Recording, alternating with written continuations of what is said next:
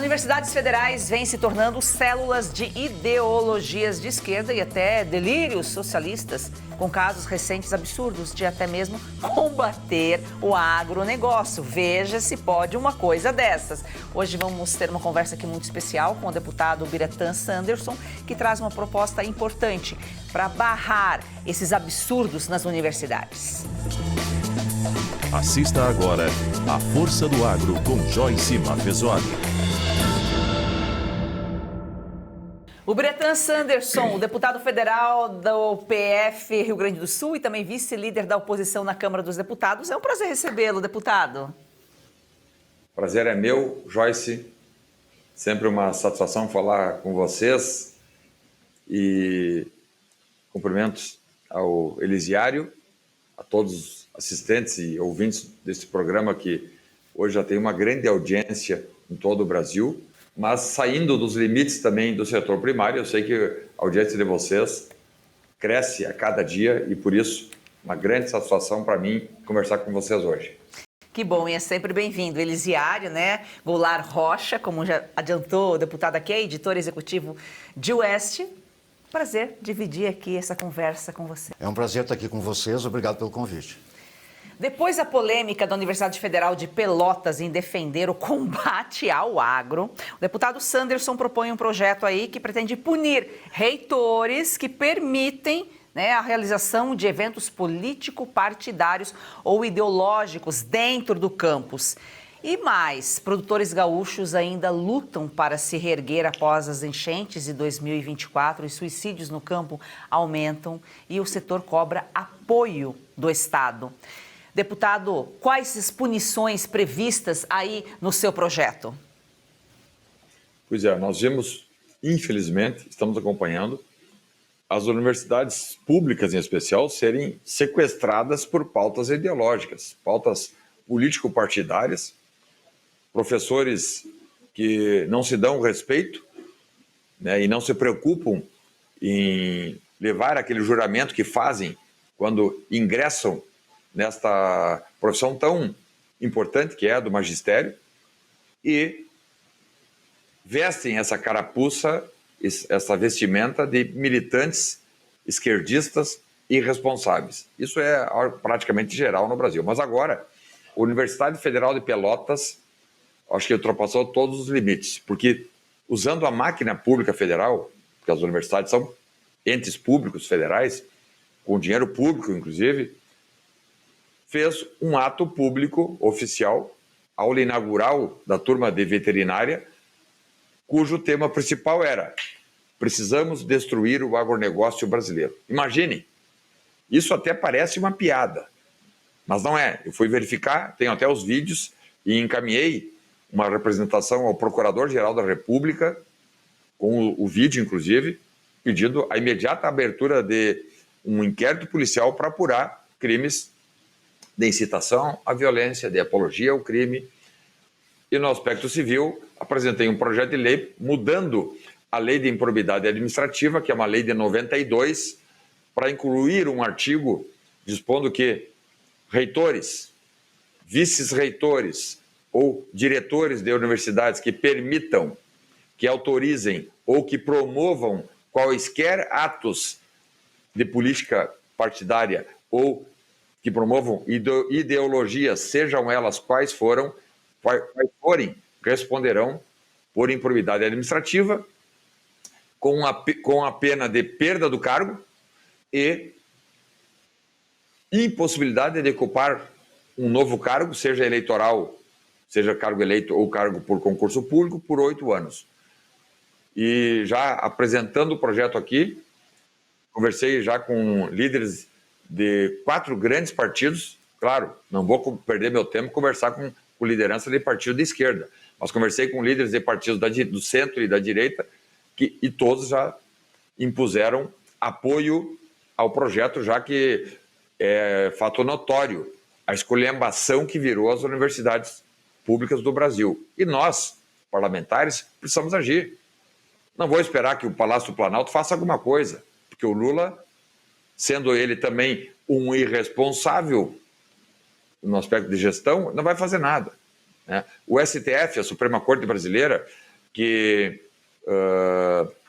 se intromete em várias questões de menos importância social, não vai fazer nada nessa questão das universidades que foram sequestradas pela esquerda, pelos comunistas e marxistas, esculhambadores, anarquistas. Então, cabe ao Congresso. É o Congresso Nacional que vai ter que botar um freio de arrumação. Nós não podemos mais permitir que esse tipo de agenda autofágica, porque destruir o agronegócio é destruir o Brasil.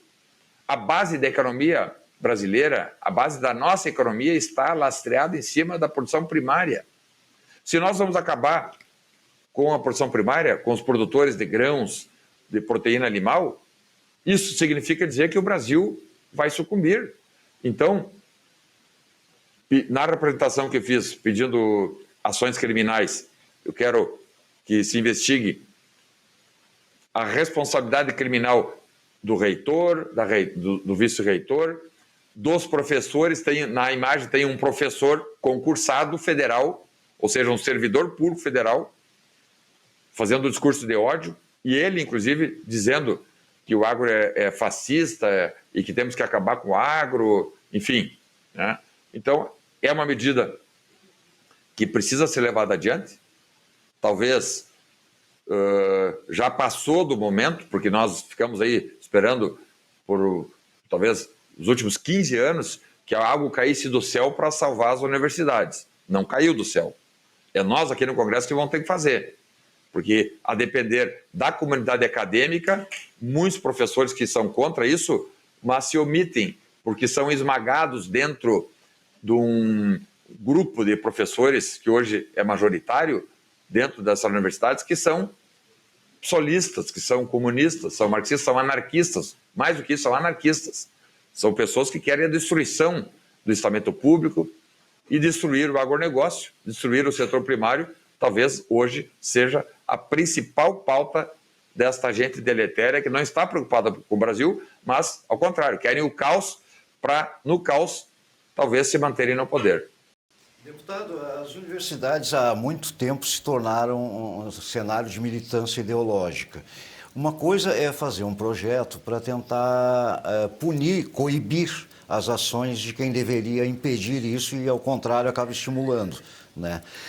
Mas, assim, a médio e longo prazo, como o senhor vê essa questão, se é possível reverter, não apenas punindo, mas fazendo com que volte a ser um espaço plural e que, por exemplo, o agronegócio, que é responsável por 30% do PIB nacional sendo atacado, uma coisa que não faz nem sentido, mas como reverter isso? É o agro que não está conseguindo comunicar bem, porque além da dominância da esquerda, tem também talvez a necessidade da busca de espaço pelo outro lado. De que forma isso pode ser feito?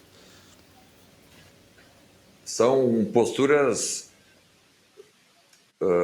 dentro da educação que nós precisamos adotar. O Brasil adotou um regime, né, isso foi lá por FHC, depois foi incentivado por Dilma Rousseff. Então, nos últimos 30 anos, à exceção dos 4 anos do governo Bolsonaro e com 2 anos de pandemia, nós tivemos aí 26 anos de incentivo a esse tipo de prática de esculhambação, de bagunça, de libertinagem dentro das universidades. Não se incentivou o ensino. Pode verificar. A classificação do Brasil naquele índice PISA está lá embaixo. Nós somos os últimos países em capacidade de ensino dos alunos. E eles saem dali, né, preparados para a militância política de esquerda. Não como profissionais da advocacia, da medicina, da engenharia, da administração, da enfermagem, né? Eu agora conversando com alunos, alguns poucos alunos da URGS, Universidade Federal do Rio Grande do Sul, do curso de Direito, porque eles também, qualquer um que pense diferente tem que ficar quieto, senão eles são esmagados, sofrem ameaças e tudo mais. Mas que me passaram um dado que eu fiquei estupefato. 80% dos cursos de Direito da URGS, por exemplo, em Porto Alegre, não passam no exame de ordem, que é um exame básico. Então, ele se for ingressar na advocacia, tem que fazer uma prova estabelecida pela Ordem dos Advogados do Brasil, com perguntas básicas, não é algo difícil, muito fácil, qualquer aluno que frequenta a faculdade estudando vai passar.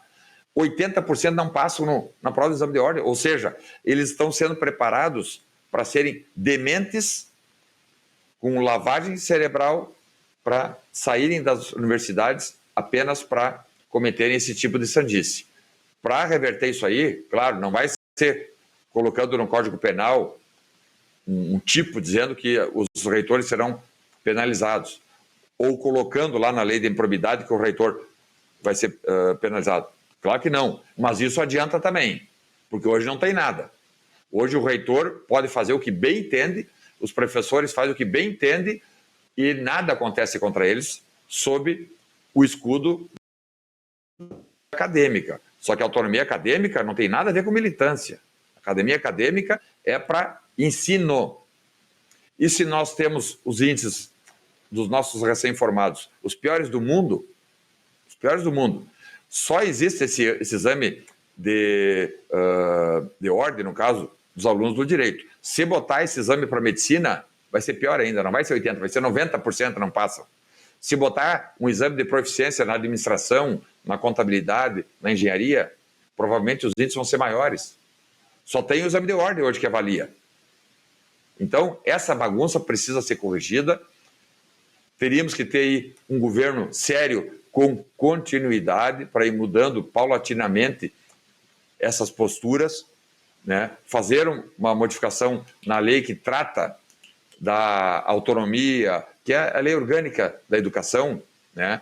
Para estabelecer que essa história de eleição para reitor, eleição para vice-reitores, isso está errado. Imagina, nós vamos fazer, porque a Universidade Federal é um ente público federal.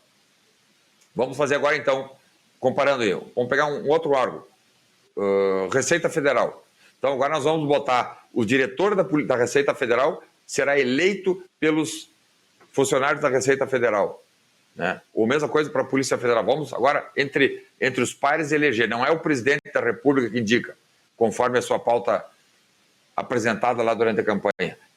São os funcionários da Polícia Federal que vão indicar quem vai ser o diretor-geral da... Isso aí não é assim que funciona em lugar nenhum do mundo. E aí, essa bagunça hoje praticamente se sedimentou dentro da comunidade acadêmica. Para fazer as modificações não vai ser fácil. Por isso precisamos de um governo sério e responsável que tenha continuidade, porque em 4 anos não se faz nada. Para desfazer 30 anos de desmando, precisa de um método, né, de um convencimento dos pais, inclusive. Os pais precisam participar, né? No ensino médio e fundamental é mais fácil, porque os pais fiscalizam, né? As crianças estão em casa. Agora, na universidade, 95% ou até mais dos alunos são de maioridade, né? Não moram mais com os pais. Provavelmente, se os pais acompanhassem mais de perto, não teríamos esse cenário de destruição da universidade. Quando se há ali apenas militância, e os profissionais que estão saindo são péssimos. São profissionais que, em qualquer área, né, não conseguem levar adiante suas profissões porque não receberam capacitação nas universidades, né? Então, eu tenho convicção de que só modificação legislativa não basta. Não fazer também está errado. Esse argumento de que não adianta mudar o Código Penal, não adianta mudar a lei de improbidade punindo os reitores, ou adianta o quê, então? Deixar como está? Então, esta é uma medida, uma frente que nós temos que tomar. Depois tem a questão estrutural das universidades, tem a questão educacional da educação, que talvez seria um projeto grande, né, de reengenharia para as nossas universidades, fazendo, por exemplo, o que fez a Coreia do Sul, fazendo o que fez, por exemplo, Taiwan, né, onde eles focaram nas universidades na formação profissional. Vamos formar profissionais com os melhores índices de profissionalismo em condições de entrarem imediatamente, saírem das universidades e entrarem imediatamente no campo de trabalho. Hoje não é isso que acontece no Brasil, porque, como eu disse, o único curso que tem uma prova de proficiência é o curso de Direito, O único que dá para medir, porque o resto não tem como medir. O único que tem como medir, 80% dos alunos não passam no exame de ordem. Ou seja, está tudo errado. Eu cheguei a falar isso para uma reitora. Vocês se preocupam muito em militância, em sem anistia, em todes, em bem-vindes, mas não se preocupam com a educação do aluno, que sai daqui, né, depois não é nem estudante e é um desempregado. Né? Aqueles que querem se colocar vão ter que sair engenheiros formados, muitos vão trabalhar 2, 3 anos em Uber até achar uma localização, até achar um emprego. Ou os formandos do direito vão se bater aí, estagiários de direito, aqueles que não conseguem passar no exame de ordem, até que depois de 4, 5 anos conseguem passar no exame de ordem, uma prova fácil, que eu já tive acesso, prova que fácil. Qualquer um que tenha cursado uma faculdade com seriedade, passaria no exame de ordem, porque ele é feito para passar, não é um concurso para juiz ou promotor. Concurso para juiz e promotor, aí tem anos e anos de turmas inteiras que não passam ninguém. Tem caso aí de 10 anos de formados do curso de Direito da URGS não passar nenhum. 0. Ninguém. Então, precisamos fazer algumas modificações e quem tem o protagonismo para fazer isso é Congresso Nacional. Câmara dos Deputados, Senado Federal, precisa agir sob pena de nós não conseguirmos mais, nunca mais, recuperarmos a nossa academia.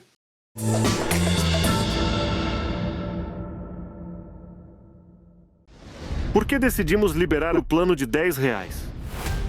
Bom, os conteúdos produzidos pela Brasil Paralelo buscam levar esclarecimento a todos os brasileiros, unindo educação e entretenimento.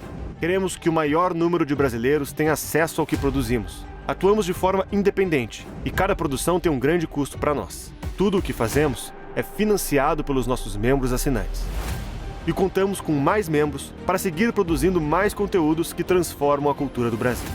Chegamos ao menor preço possível, para que mais pessoas possam assinar a nossa plataforma e ter acesso a todas as nossas produções originais, que são os nossos documentários, trilogias e séries.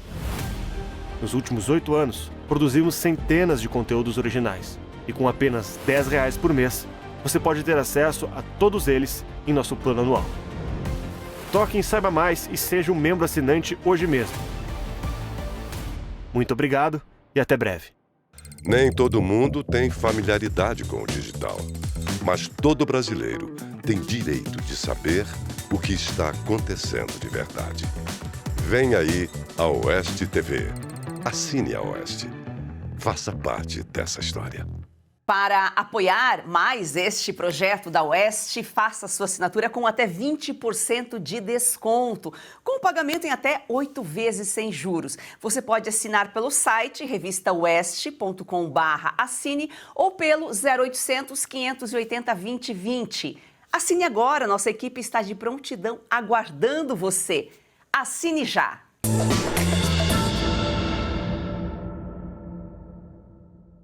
Deputado, vamos mudar um pouco aqui de assunto, um assunto muito grave, que está tirando o sono de muitas famílias, pessoas envolvidas direta ou indiretamente, ou até quem não está envolvido diretamente. É uma questão de solidariedade, e não só do agro, mas também de todo o brasileiro. O número de suicídio entre produtores rurais cresceu absurdamente, principalmente no Rio Grande do Sul. São 25 mortes. Tem uma reportagem na revista Oeste também, né? Fala um pouquinho mais sobre isso e pode fazer a primeira pergunta para o deputado. Nós estamos preparando a cada momento, nós estamos acompanhando bem esse caso, o site da Oeste tem coberto diariamente, saiu matéria na revista, sairá mais, porque esse é um assunto que a gente tem que ficar em cima, que é uma coisa muito séria, muito importante, e que está sendo tratada assim com um certo descaso, com uma certa leniência, quer dizer, parece que não é um assunto urgente, né? Os agricultores gaúchos que passaram pela questão das enchentes, passaram por estiagens, né? Aí o governo federal prometeu mundos e fundos que não chegaram, depois liberaram, mas liberaram muito pouco para a necessidade da região. Aí acabam tendo que renegociar empréstimos, dando equipamento em garantia, depois não consegue pagar. aí está prestes a colher a safra, a colheitadeira é recolhida pelo credor, então ficam sem saída e acabam apelando para essa questão extrema aí do suicídio, 25 casos já só no Rio Grande do Sul. E é claro que o senhor está acompanhando com a preocupação não só de gaúcho, mas também de deputado que luta muito por essas causas.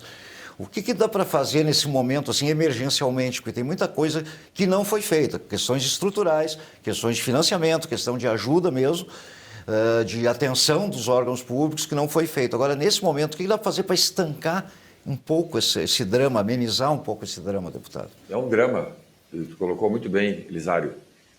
É um descaso, eu diria até mais, é um desprezo do governo federal para com produtores rurais que sempre foram contributivos com o Brasil e agora, em razão de uma excepcionalidade dos últimos 5, 6 anos, em razão de, todo mundo sabe, não preciso explicar, enchentes, estiagens, os produtores rurais entraram numa decadência econômica, muitos deles, a maioria, com endividamento, com falta de capacidade absoluta de saldarem suas dívidas, e dívidas essas feitas para plantio. Não é dívida feita para, eu me endividei porque quis comprar um carro novo. Não, se endividaram justamente para que as safras dos últimos 6 anos essas safras fossem perfectibilizadas. Então, há uma maneira para conter essa chaga, essa tragédia que atinge o agro do Rio Grande do Sul com suicídios em massa. São 25 suicídios somente este ano. Isso não existe. Esse índice é inédito no mundo inteiro, nada similar nós temos conhecimento.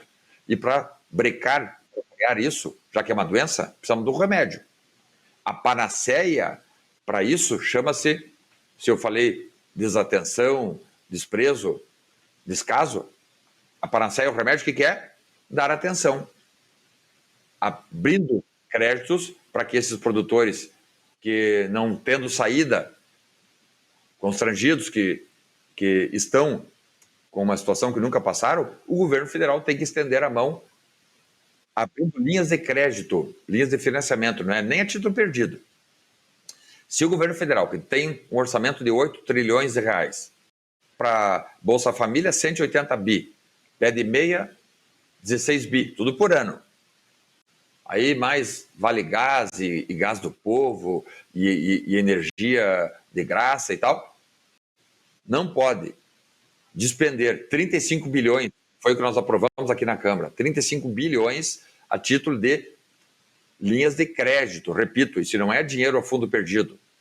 Dinheiro a fundo perdido é Bolsa Família, pé de meia, Vale Gás, isso aí tudo dá algo em torno de 250 bilhões por ano. Se não pode dar 35 bilhões a título de empréstimo, é sinal de que o governo Lula, que o governo do PT, sabendo dessa tragédia, sabendo inclusive dos suicídios, ele anui, ele homologa, ele diz, não, eu sei da tragédia, mas não vou resolver. Aí sim dá para chamar o Lula de genocida, ou até de assassino, ou instigador ao suicídio, qualquer tipo de coisa nesse sentido. Não vejo como essa chaga acabar sem o problema de raiz seja resolvido.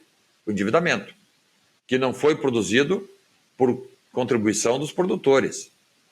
Uma coisa é má gestão, como foi lá no caso das montadoras, que no primeiro governo Lula ele salvou os montadores do ABC com medidas provisórias, e aí era fundo perdido.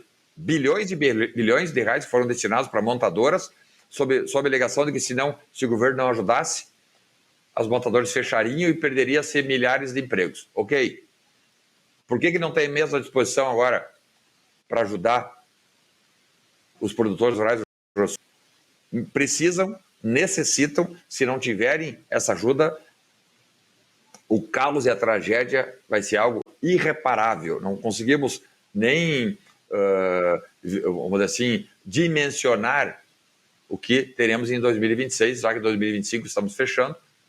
Nenhuma ajuda, zero ajuda, porque o que foi prometido aí, 12 bilhões para todo o Brasil, 12 bilhões para todo o Brasil, né? Não é 10% do que os produtores precisam, tanto que seguem as manifestações, seguem as cobranças e, infelizmente, seguem também pessoas, produtores apavorados que, não achando saída, vão lá e atentam quanto à sua própria vida.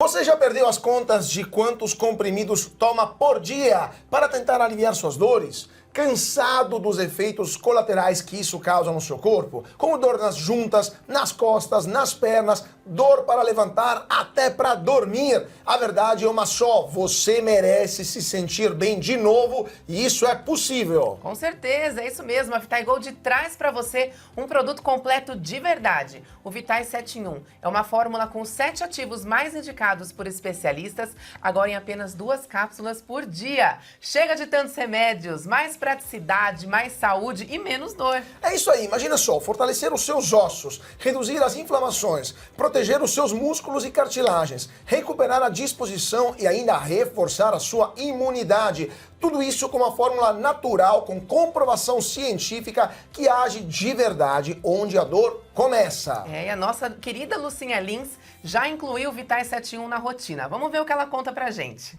Cansada de tomar vários comprimidos por dia, não é mesmo? Eu também.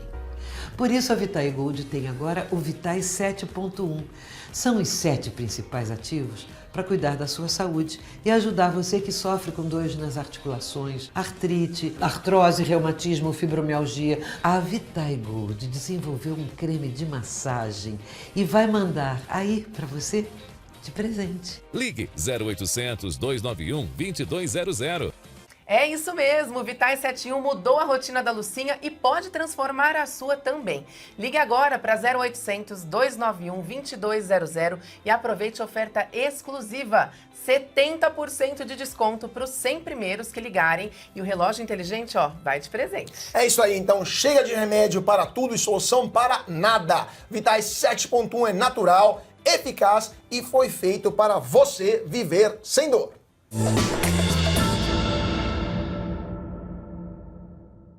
25 suicídios, o Congresso aprovou, a Câmara aprovou 35 bilhões, foram liberados 12 bilhões para o Brasil todo. Eu acho que a gente pode concordar aí, o deputado, acho que o Lula, sim, acho que cabe aí para ele esse título aí de genocida, porque são 25 vidas. Uma vida que se perde é uma vida. 25 vidas, e quantos mais vão ter que perder a vida para despertar, para acordar, para tomar uma providência? Esse sim é o inimigo número 1 do agro, o Lula, esse comunista. Deputado, muito obrigada pela sua participação aqui, o espaço está aberto, infelizmente a gente trouxe notícias ruins, volte sempre, a gente está aguardando, contando os dias aqui para trazer boas notícias aqui para todos, porque o Brasil é feito do agro, o Brasil tem vocação para o agro, é o que movimenta o país, é o que desenvolve o país, e a gente tem que trazer as informações aqui para a população entender a importância do agro, por que a gente apoia essa causa, por que a gente apoia o produtor. E o produtor rural está lá sozinho, né, deputado? Está sozinho, faz sol, faz chuva, sempre sozinho, sem apoio de ninguém e aquilo ainda com vergonha de dizer: eu estou endividado, eu não consigo pagar a minha dívida e chego ao limite. Deputado, muito obrigada pela sua participação aqui, pelas suas informações, o canal está aberto. Muito obrigado, Joyce, Elisiário, contem sempre comigo. E eu deixo uma pergunta, Joyce. Foram 25 produtores rurais que atentaram contra a sua própria vida. Se fossem 25 MSTs, 25 desse povo que invade terra, invade propriedade, fossem 25 produtores de desordem, será que o governo Lula também continuaria omisso como ele está? Tenho certeza que não. Isso deixa muito claro que os produtores rurais, não só do Rio Grande do Sul, de todo o Brasil, têm um inimigo no Palácio Planalto. Quando teria que ter um parceiro, um promotor do setor primário, daqueles que geram riqueza e renda, não, temos aqui hoje, infelizmente, um inimigo do agronegócio, e para mudar esse regime todo, precisamos nós, né, estarmos atentos, organizados, para que, se Deus quiser, e eu acredito nisso, né, na primeira oportunidade, nós virarmos essa página, voltarmos a prestigiar o agronegócio, né? Os produtores que de sol a sol são incansáveis, e eu digo mais, talvez até teimosos em continuar produzindo alimento num país que não valoriza a sua produção primária. Obrigado, conte sempre comigo aqui em Brasília. Obrigada, deputado Elisiário, muito obrigada pela sua participação, que é o governo do contra, né? O Lula é o causador da discórdia. Essa situação, ele falou ali no dinheiro que tem para os programas sociais do Lula, mas e tem também a propaganda, tem as redes sociais, os influenciadores pró-governo, sabe? E está saindo dinheiro a rodo, ainda mais agora, que está faltando um ano para as eleições, e para socorrer uma situação dramática dessas, aí não tem, aí dão menos da metade do que foi aprovado pelo próprio Congresso. Então, esperar o quê, né, Joyce? Exatamente. Para os amigos, para o Bolsa Família, para os bolsas e tudo mais, sempre tem dinheiro, porque é quem vota, né? Quem mantém esse cara aí no poder. Gratidão a você que nos acompanha aqui de segunda a sexta-feira. A Força do Agro é o melhor do Brasil. Vamos fazer desse campeão brasileiro uma paixão nacional.